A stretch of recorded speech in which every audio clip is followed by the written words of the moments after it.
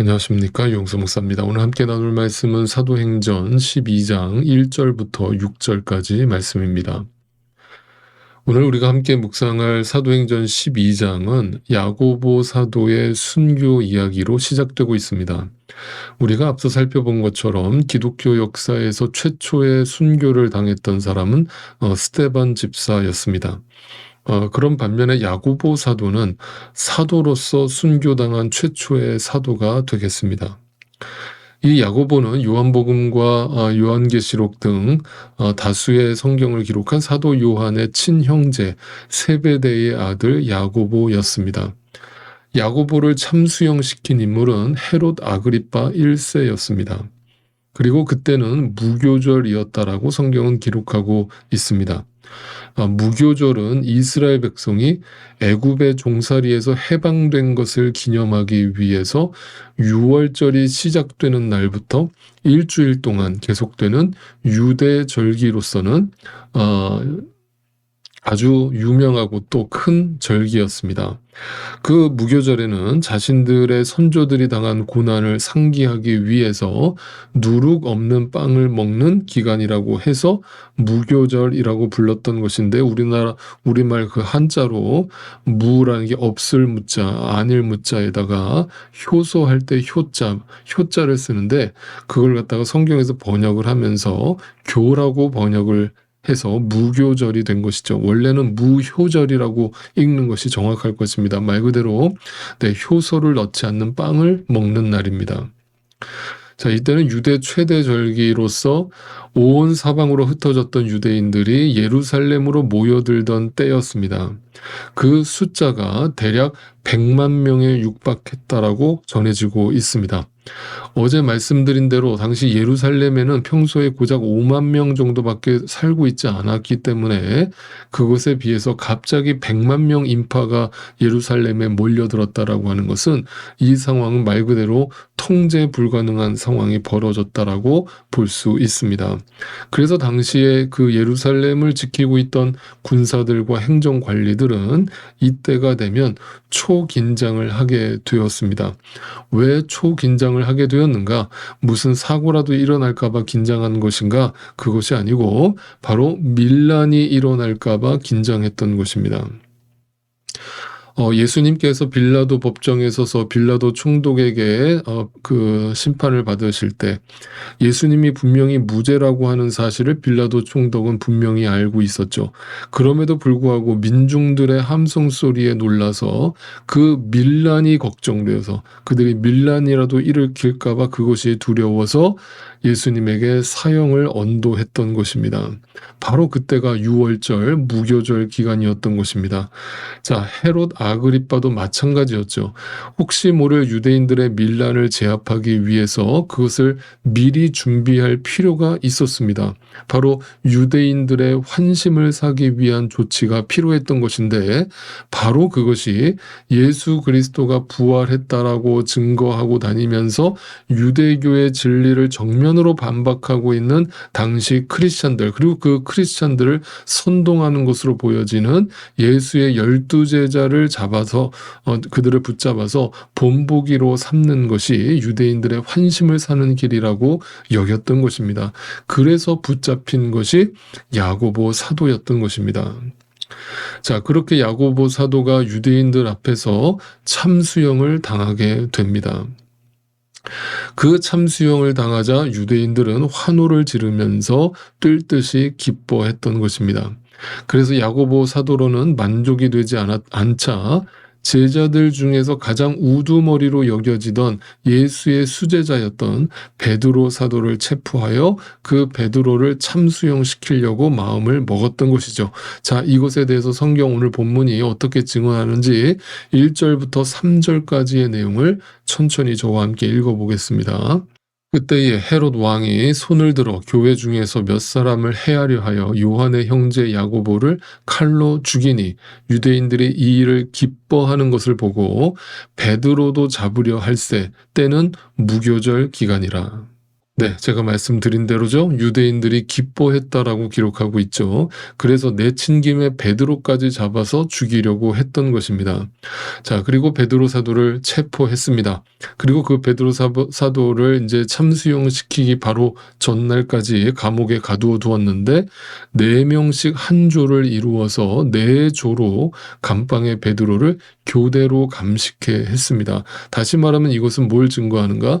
베드로 한 사람을 지키기 위해서 16명의 군사가 동원되었다라고 하는 것은 그만큼 철통 경비를 세웠다는 뜻이고, 그 이유는 베드로가 그만큼 중요한 죄수라는 의미를 가지고 있습니다. 그리고 또 하나의 중요한 의미는 이렇게 16명의 군사가 교대로서 한시의 틈도 주지 않고 철저하게 베드로 한 사람을 감시했다면 인간적으로는 베드로는 그 감옥에서 빠져나갈 방법이 없었다는 뜻입니다. 말 그대로 이제는 죽을 날을 받아놓고 절체절명의 위기 상황에 빠져 있었던 것입니다. 자, 그 절체절명의 위기 상황 속에서 베드로 사도가 취한 태도를 본문을 통해서 확인해 보겠습니다. 6절입니다. 헤롯이 잡아내려고 하는 그 전날 밤에, 사형당하기 전날 밤을 말하죠. 베드로가 두 군인 틈에서 두 쇠사슬에 매여 누워 자는데, 자, 베드로 사도가 어떤 태도를 취하고 있습니까? 네, 누워서 잠이 들었습니다. 자, 그날이 어떤 날이라고요? 바로 내일 아침이면 감옥 바깥으로 끌려나가서 참수형을 당하게 되는 자기 인생의 마지막 날밤이 되는 날이었습니다. 그날 밤 베드로는 두려워서 벌벌 떠는 것이 아니라 그 감옥 안에서 양쪽의 군사가 자기를 지키는 가운데서 고이 잠이 든 모습을 성경이 보여줍니다. 이것에 대해서 이제 이렇게 해석을 해드리죠. 빌립보서 4장 13절 말씀에 가보면 사도 바울이 빌립보 교인들한테 이렇게 표현하는 장면이 있죠. 유명한 구절이죠. 내게 능력 주시는 자 안에서 내가 모든 것을 할 수 있다라고 하는 말씀이 등장합니다. 우리는 이 말씀을 보통 어떻게 이해하고 암송하고 다닌다고 제가 말씀드렸습니까? 우리는 뭐든지 할 수 있습니다. I can do it. 나는 반드시 잘 될 것입니다. 라고 하는 어떤 긍정의 힘으로 해석하는 경우가 많다라고 제가 설명을 드렸었죠. 그리고 그렇게 이 말씀을 이해하고 계신 분들이 많죠. 그런데 그 구절 바로 앞 구절을 보면 사도 바울이 이렇게 표현하는 장면이 나오죠. 나는 어떤 처지에서도 스스로 만족하는 일체의 비결을 배웠노라. 이렇게 말합니다. 이 말이 무슨 말입니까? 나는 자족하는 은혜를 배웠다. 어떤 상황 속에서도 나는 그 모든 상황을 만족하고 자족하는 비결을 배웠다. 그리고 나서 나온 구절이 뭐예요? 내게 능력 주시는 자 안에서 내가 모든 것을 할 수 있다라고 말한 거죠. 그러니까 이 이유는 뭐예요? I can do it. 긍정의 힘을 말하고 있는 것이 아니라 어떤 상황 속에서도 내가 무슨 일을 만나도 그것을 받아들일 준비가 나는 되어 있습니다. 라고 하는 것의 고백이죠. 이제 이해가 되셨습니까?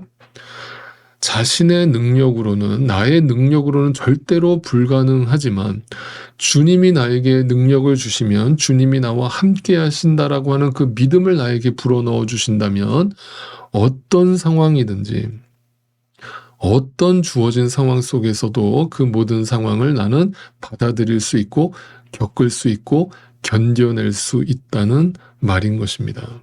여러분, 이것이 성경이 가르치는 믿음입니다. 성경이 말하는 믿음은 내가 원하는 대로 모든 문제가 해결되는 것이 믿음이 결코 아닙니다. 믿는 자들에게 믿음이란 하나님이 주신 모든 상황에 대한 순종이죠. 자, 문제를 해결해 달라는 것에 초점이 있지 않죠. 오직 주님의 능력으로 주님과 함께 이 고난의 터널을 통과할 수 있다라고 고백한 것이죠. 여러분, 이 믿음이 어떻게 가능합니까? 내 주인이 되신 주님은 선하시며 그 선하신 주님께서 나를 위해 십자가에서 물과 피를 다 쏟아서 나를 구원하신 것처럼 나의 인생과 나의 영혼을 합력하여 선을 이루어 주실 것임을 믿는 믿음에서 이 믿음이 나오는 것이죠. 그 믿음은 하늘로부터 주어진 선물이죠. 그러므로 그 선은 내가 원하는 내 뜻대로 이루어지는 선이 아니라 합력하여 선을 이룬다는 것은 그 선은 주님의 뜻대로 이루어진다는 것을 말합니다. 그래서 항상 기도는 어느 방향으로 나아가야 된다고요? 내 뜻대로 마옵시고 아버지 뜻대로 하옵소서로 나아가는 것이 기도라는 거예요. 그게 믿음이라는 거예요. 그러니 순교를 당하는 것도 감사한 거예요. 이 믿음의 시선에서 보면 나에게 지금 죽음이 찾아온다고 하더라도 그 죽음조차도 감사한 거예요. 주님의 뜻 안에 있기 때문에. 죽고 망하는 것도 감사한 거예요. 그러니까 그것을 받아들인 사람이 누구예요? 야고보 사도였습니다. 야고보 사도는 순교를 당했고 그 믿음으로 순교를 당할 수 있었고, 베드로 사도도 극적으로 나중에 풀려나기는 했지만 지금 내일이면 죽을 수밖에 없는 그 절체절명의 위기 상황 속에서 감옥 안에서 고이 잠이 들 수 있었던 이유는 그 베드로 안에 바로 그 믿음이 있었기 때문이었습니다. 이 이야기를 여러분 이렇게 읽지 말아주시기 바랍니다. 야고보 사도는 순교를 당했는데 베드로 사도는 극적으로 하나님께서 그를 감옥에서 끄집어내 주셨다. 이것은 불공평하다라고 하는 인간적인 잣대로 절대 읽지 말아주십시오. 베드로 사도는 극적으로 감옥에서 빠져나왔다라고 하는 이 이야기는 단지 야고보 사도와 차별을 두었다. 야고보 사도보다 베드로 사도가 더 중요한 사역을 감당하고 있었기 때문에 하나님께서 베드로의 생명을 연장해 주셨다라고 해석을 한다면 너무 유치한 해석이 되어버리고 마는 것이죠. 여러분, 야고보 사도나 베드로 사도나 다 주님의 귀한 영혼이고 주님이 사랑하시는 주님의 제자였습니다. 거기엔 절대 차별이 있을 수 없죠. 야고보 사도나 베드로 사도나 사도 바울이나 초대 교인들이나 다 그들이 가지고 있었던 하나님이 주신 믿음이 무엇이냐? 내게 능력 주시는 자 안에서 내가 모든 것을 감당할 수 있다라고 하는 그 믿음의 고백 속에서 살았던 사람들이라는 것이죠. 어떤 상황이든 어떤 결과이든 하나님의 뜻 안에서 선으로 이루어 주실 것임을 분명히 믿었다라고 하는 사실입니다. 그래서 야고보 사도는 자신에게 허락된 순교의 길을 담당히 받아들일 수 있었고, 베드로 사도 또한 그것을 받아들였기 때문에 사형당하기 전날 밤에 깊이 잠이 들 수 있었던 것입니다. 여러분, 믿는 자들에게 요구되는 것은 다름 아닌 순종입니다. 그 순종은, 말씀에 대한 순종은 말할 것도 없고 주어진 모든 상황에 대한 순종을 말합니다. 그럴 때 어떤 상황 속에서도 주님을 예배할 수 있는 것이고 그 주님을 찬양할 수 있는 것이며, 그 주님과 어떤 상황 속에서도 깊이 교제하며 기도할 수 있는 것입니다. 그럴 때 나에게 주어지는 첫 번째 응답은 하늘로부터 주어지는 평안입니다. 야고보 사도는 순교를 당했습니다. 베드로 사도는 순교를 목전에 두고 있었지만 두려워하지 않고 잠이 들었습니다. 어떤 길로 우리의 각자의 삶을 인도하시든 공평하시고 선하신 그 하나님의 인도하심을 바라보면서 그분 안에서 주님 주시는 참된 평안을 누리실 수 있기를 소망합니다. 하나님 주시는 평안은 이 세상이 줄 수 없는 평안임을 절대 잊지 마시기 바랍니다.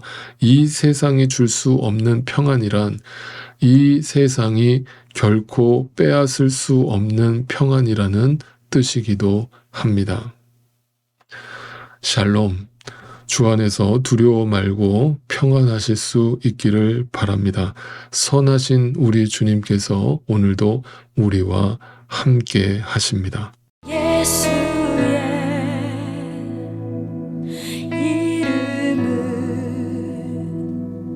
세상의 소망이요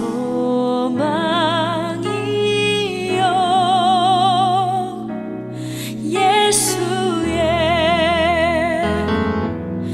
이름은